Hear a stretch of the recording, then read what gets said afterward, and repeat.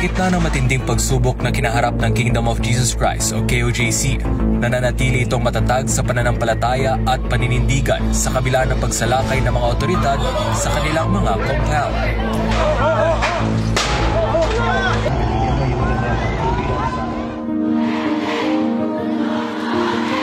Sa isinagawang pasasalamat kay PRRD with OFW's event, ipinabot ni KOJC Executive Secretary Eleanor Cardona ang kanyang salaysay ukol sa mga naganap at ang hindi matinag na pananalig ng mga miyembro sa pamumuno ni Pastor Apollo C. Kibuloy. Sa kanyang payag, inilahad ni Cardona ang mga pangyayari noong Hunyo Agis kung saan sabay-sabay na sinalakay ng mga pulis ang iba't ibang compound ng KOJC.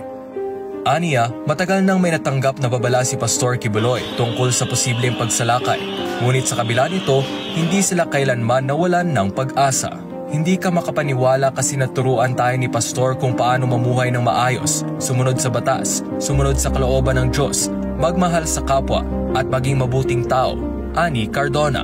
Ang aming armas ay hindi sandata kundi ang aming pananampalataya, pagpupuri at panalangin. Idinagdag niya na matapos ang unang pagsalakay noong Hunyo, muling sinalakay ng libo-libong pulis ang KOJC compound. Noong Agosto 24, mas marami sila kaysa noong una. Pero hindi namin sila hinarap ng dahas. Nanindigan kami sa aming pananampalataya tulad ng itinuro sa amin ni Pastor. Sabi niya, gayon din inilarawan ni Cardona ang lalim ng malasakit ni Pastor Kibuloy sa kanyang mga miyembro, lalo na sa panahon ng pagsubok. Masakit para kay Pastor na wala siya sa mga panahong iyon. Bilang aming tagapamahala at tagapagtanggol, nais niyang siya mismo ang naroon upang protektahan kami, wika niya. Ngunit sa kabila ng lahat, tiniyak nilang hindi nila pinabayaan ang kanilang pananampalataya at ang kanilang tahanan sa KOJC.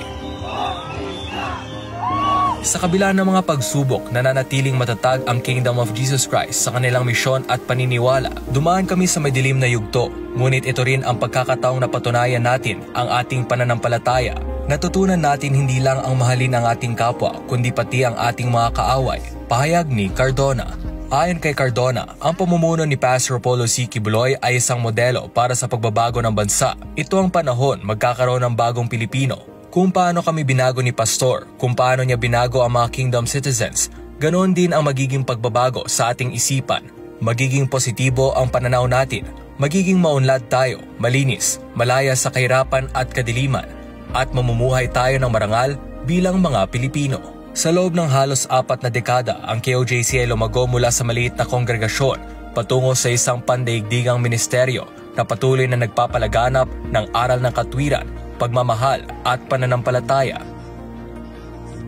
Sa kabila ng lahat ng hamon, nananatili itong nakatindig, handang ipagpatuloy ang hadikain nito sa ilalim ng pamumuno ni Pastor Apollo C. Kibuloy.